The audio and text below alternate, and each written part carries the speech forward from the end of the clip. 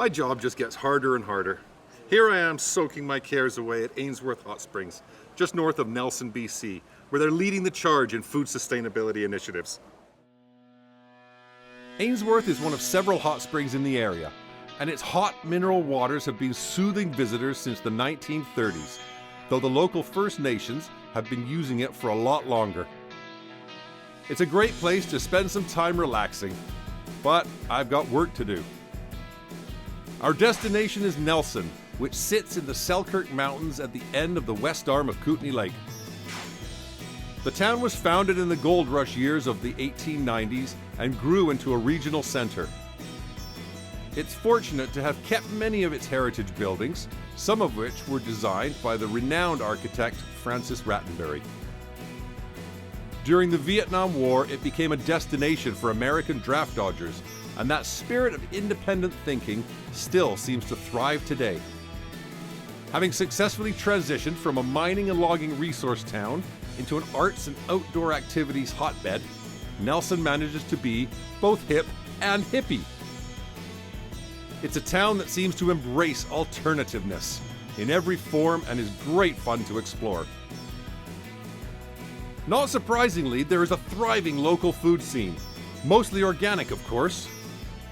My first stop is the 100-year-old old brewery building, which is still home to the Nelson Brewing Company, but these days also holds several small local businesses, including Silver King Soy Foods. Owner Jeff Mock is proud to share their current range of tofu products. We make 7 varieties of tofu. Okay. We make plain, firm tofu. We make a herb tofu with 4 herbs plus garlic in it. Oh, wonderful. We make a hot tofu which has jalapeno peppers and cayenne. Yeah. We make a curry tofu, which is a nice bright yellow. Right. It's got curry powder in it. Yeah. We make a mushroom tofu, which has dried oyster mushrooms. That's actually through the tofu? Yeah. Wow. We put it right in the tofu. Yeah. And we make a seaweed tofu. We call it sifu. Sifu. Sifu. It has 4 different seaweeds in it. Jeff has been making tofu here for over 25 years, using organic soybeans and a traditional Asian method. We grind up soybeans with water. Yeah. Get a slurry, which then gets cooked in a pressure cooker. Okay. Cooks in the pressure cooker for 5 to 10 minutes. Right. And then the slurry gets strained, and the pulp gets held back by a big cheesecloth sack. Right. And the rest of it is soy milk. Goes into a big cauldron that we then coagulate. We add a coagulant to it. Yeah. And that causes the protein in the soy milk to clump up into curds. We then have a big pot of curds and whey. Right. We strain off the whey, take the curds, put them in a form, press them until they're one big solid mass. Right. And then weigh that, cut it up into 1 pound pieces. Right. So it sounds very similar, not dissimilar to the cheese making process. Right. Tofu is basically soy cheese. Right. It's a soft soy cheese. Okay. Jeff has just developed a new product, a smoked tofu, and I'm really keen to try it out. The texture really does become quite firm and not what most people are used to when it comes to, traditional tofus. Delicious. Pretty good, eh? That really is just spectacular. The smoke is very soft and very delicate. Now, when I first heard we were coming to the Kootenays and then Nelson, I said we cannot possibly go to Nelson without coming to the Kootenay Co-op. And today, Nadine Ben-Rabah is welcoming us into the store, and we're going to talk about your role in Food Forward. Yeah, the True Local program is True what Local I program. am the coordinator for here at the co-op. So tell me about True Local. What does it mean? Sure. So our store decided we wanted to really define what we meant by local for our members and customers. Back in 2013, the Canadian Food Inspection Agency actually changed the definition of local. Okay. So it used to be within 50 kilometers of where something was being sold. Yep. Now it can be anywhere in the province or 50 kilometers over provincial boundaries. So something could be marketed as local in Nelson, but it's 3,000 kilometers away. Wow. And we just thought that was a bit too far to Right. really support our local food shed. Okay. So we opted for a more local definition that Okay. is within our bioregion. Right. So within the Kootenays. Yep. It ends up being about 160 kilometers or 100 miles from our store. Right now we have over 140 local suppliers in that region. The basket that Nadine is holding is just some of the local fresh produce that the store is currently selling. And she knows where everything comes from. So the parsley, some of our chard, and the carrots here are from Teepee Land Right. up in Argenta. And this kohlrabi is from Earth Temple Gardens. Michael Silver is a young farmer also in Argenta who's been learning a lot Right. from Gary at Teepee Land. We've got this beautiful colored cauliflower from Red Lion Organic Farms in Salmo. They're Excellent. a fourth generation Ducabor farm. Oh, wonderful. And we've got these beautiful heirloom tomatoes are from Ruth Fraser at Glade Valley Gardens in Glade. Okay. And again, just a real leader in our local organic food community. This is all wonderful, but this co-op store takes shopping local to a whole new level. So these are some true local flowers from Hummingbird Farm. And we've got local kombucha on tap, brewed up in the Slocan Valley. In growlers. I know, you can refill your own. This is our true local milk from Creston. There's got some local yogurts here from Jersey Land Organics in Grand Forks And as I'm well. just looking at the price. That's a great price for that, for the 750 mil. It is a fantastic price. So our revenue departments work really hard to give good prices and lots of sale prices and keep the margins low on our true local products to help them be competitive. We've also got some local cheese makers. We've Okay. got Jersey Land, again, who made the yogurt. Jersey Land is in Grand Forks, a really wonderful young dairy farming family. And Kootenay Meadows, Kootenay Alpine Cheese makes our two cheeses in Creston. Wonderful selection. These are all true local. This is made by a local baker. This whole rack is true local from Caslow. These ones are true local here, and so is most of this rack. Amazing. So we also have a locally grown and milled flour in our bulk department. That was an amazing step forward for our food shed. locally grown. Yes, that's right. We have local meat in our freezer. We also have local frozen burritos, frozen soups. Oh, wow. We've got a local gelato maker and a frozen coconut milk ice cream. And we even have a local laundry detergent. So this beautiful soap display represents 4 different local soap makers. We've got Mountain Sky, Kootenay Soap, Glacier Soapworks, and Trillium Soapworks. Wonderful. And we even have locally made toothpaste and deodorant. That is amazing. I think it's really incredible. We have such a support here from our local community. People are really willing to invest Right. locally in their food. We have a real sort of groundswell of really conscientious farmers and food growers and manufacturers as well. Right. I'm really hopeful we could grow our own food here. We have such unique microclimates around the Kootenays. I Right. think we could feed ourselves.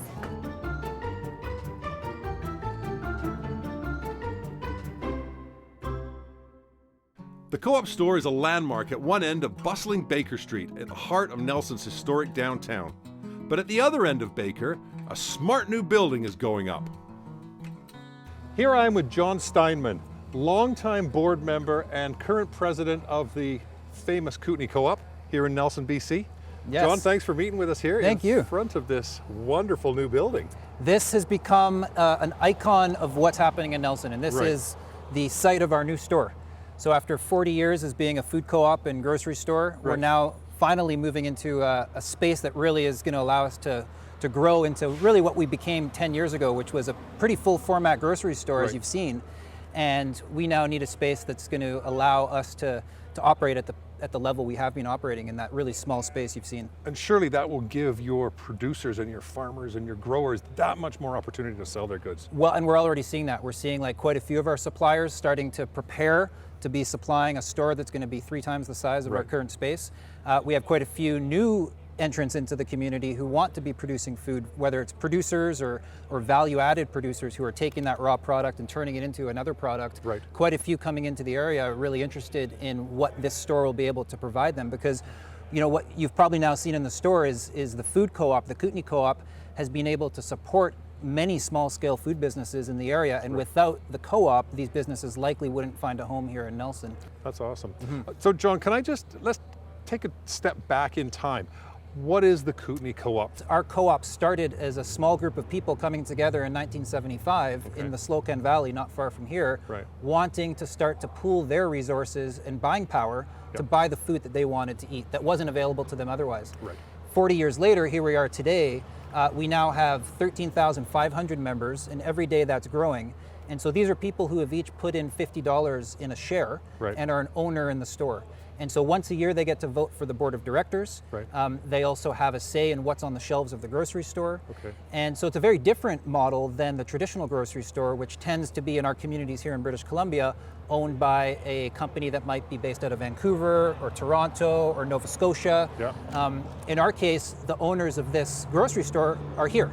They're the people who use the store. This is quite a groundbreaking enterprise, isn't it? Given that, as you say, so many people in this community participate in this cooperative. You're right. And I've been watching the local food movement, if we want to call it that, for about 10 plus years now. And time again, the ways in which we focus on how to access local food tends to be the farmers markets, the community support agriculture programs, backyard gardening. These are all incredible initiatives that remove a lot of those middle people between the producer and the eater. But what is often overlooked is the place where most of us are shopping, the place where most of us are accessing our food, and that is the grocery store.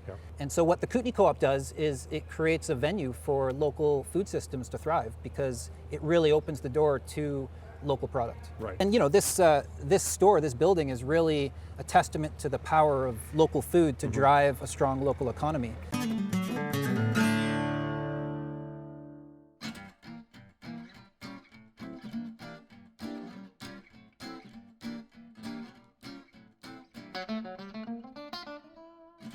Antoinette's dips have been around the Kootenays for going on 25 years now, and we sell throughout many stores throughout the province, in Save-On stores and the Whole Foods markets and Nestor's markets on the coast. And so we're just trying to get it out to everyone. Presumably all your dips are all sort of natural products, and they're all just refrigerated products. We don't we don't cook anything. They're all just made from scratch, and they just taste great. With an endorsement like that, how can I wait? Let's get dipping. We'll start with the salt spring dip, which is what everyone's favorite is. God, man, that's good. It's almost like a barbecue sauce type of flavor, isn't it? Yeah, it's very unique. Sweet and sour, but the tamari really does work. Everyone always says they're addicted to the sauce. I can see. I'm going to sort of come off the lid there. That was so good, I wanted to see how it's made. So Troy has set up to make a batch. The base of the dip, as you can see, is a lot of onions. Onions, and some more onions. And of course, we should point out they're raw onions, aren't they? They're raw onions, they're not cooked. I spend a lot of time cutting onions here. We go through a lot of onions, and that's the main kind of So when base people see your staff walking out crying, it's not that you've been... Yeah, it's not that I'm mean. Oh, okay, just to clarify that. Yeah, exactly. Some non-GMO oil. Okay. And then we have our secret ingredients of spices. And then we have our gluten-free tamari, as well as vinegar. Okay. Back at the tasting table, things are really heating up. Now this is called wicked chili. So that just looks fantastic. Tomatoey. That's so nice. Nice and fresh. Like, you can taste that cilantro. It's not too strong. That's really, really good. I like that. Before becoming a kitchen, it turns out that this building was a bit of a hot spot itself. This was originally a biker clubhouse. Seriously, so Harleys were parked. There were all out Harleys front? in here, and it was like wood paneling, and this was where they hung out and had some good times, from what I've heard. That's a pretty good swing, isn't it, from biker clubhouse to dips. Okay, so what's next? We'll go for one of the olive tamponades here. That's actually got olives in it. Go figure. It's got a lot of olives in it, yeah.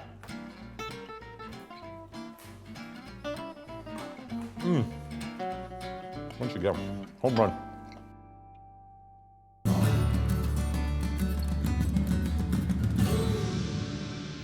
Well, who knew that Nelson was such an interesting place?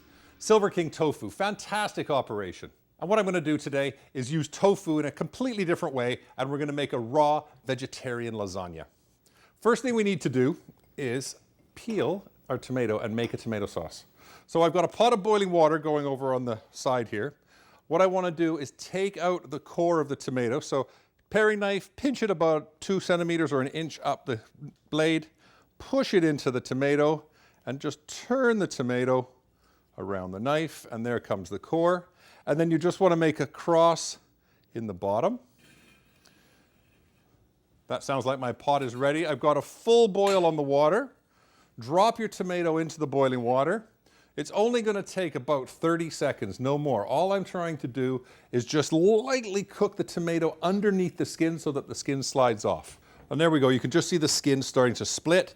Just drop that straight into your ice water. So what we're going to do with this is this is going to be our tomato sauce component for our lasagna. So we'll pull out the trusty food processor. After the tomato has cooled down, we lift it out of the ice and get rid of that. And of course, what happens now is that the skin just peels straight off your tomato. So we now have skinless tomatoes. So what we're going to do is cut that in half. Cut each half in half so we have quarters. And what I want to do is take out all of the guts of the tomato here. Okay, so we just have the meat of the tomato, and that's going into the food processor. So no skins, no seeds. So tomatoes in the food processor. We're going to give these a blitz. We'll make them into our vegan tomato sauce. Okay. Once everything's been pureed together, 1 whole chopped green onion, 1 small red onion, chopped finely, and a small jalapeno. This is going to be a spicy tomato sauce. And then all I want to do is just bring that together. I don't want to turn it into a puree. I'm just going to give it a couple of quick pulses, and that just brings everything together. We'll give it the sides a scrape. And there we go. So that is our raw tomato sauce. Little sea salt, little pepper. Just stir that through. So a beautiful, light, fresh tomato sauce, which, as I say, is going to be the tomato component for our raw lasagna. And then in the exact same food processor, there's no point making work where we don't have to. We're going to make our garlicky lemon hummus. So 1 can of chickpeas, 1 lemon, zested and squeezed, about 15 to 30 mils of tahini, so 1 to 2 tablespoons, depending how much you like tahini. I like tahini, so we've given it a nice little generous amount there. And tahini is sesame seed paste, so you'll find it in the supermarket usually next to the peanut butter. And then roasted garlic, a whole bulb. This is quite a garlicky dish. And as always, a little bit of salt and a little bit of pepper. And then we just puree this into a nice smooth paste. Now, if you find it's too dry, you can add a little bit more water or even a little bit more tahini to it. You don't want to make it too wet though, because you'll see in a moment how when we assemble, it needs to be fairly stiff to stay where we put it. And there we go. Nice, quick, fresh hummus. So we've got our hummus, we've got our tomato sauce, we've got our beautiful, when you get the tofu, get the firm tofu, okay, because it will slice a lot easier. Now when we call this a tofu lasagna, the tofu is actually going to represent the pasta, and it's got a very similar texture to pasta, in fact, so it works really well for this dish. We've got some sliced Kalamata olives, and we've got a few sprouts for some nice greenery on the top. So what you want to do is take your tofu, slice it very thinly. Again, it's like substituting the lasagna sheets with the tofu, and that's why you want the firm stuff. Now you could do this into a baking dish or a container and then slice it and serve it. I'm just going to actually build it freeform on our plate.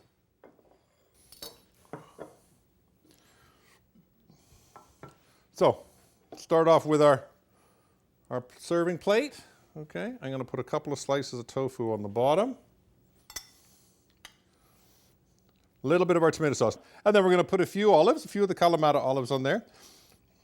And then alternate the direction. So the second layer is going to go opposite to the first. A little more of that tomato.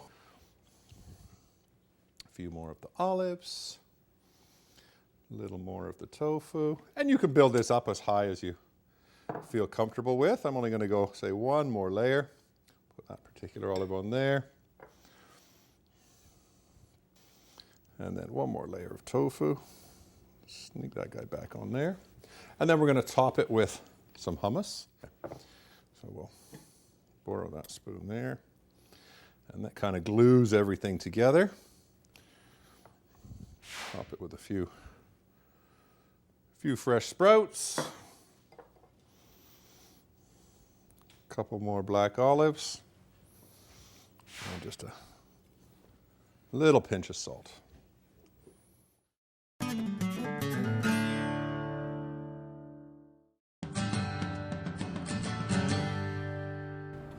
A raw tofu lasagna was a bit of a challenge to pair, but I think I found some pretty cool ideas. I'm going to suggest a cocktail, a dark and stormy, made from honey shine by Divine.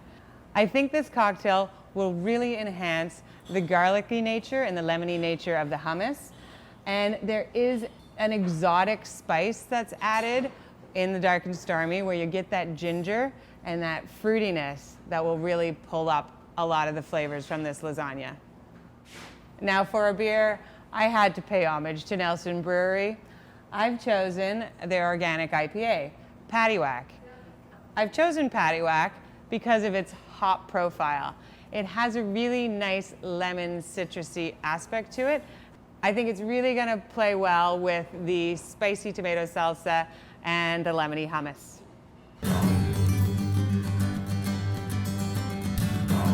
For more great recipes, ask for the Flavors of the West Coast cookbook in your local bookstore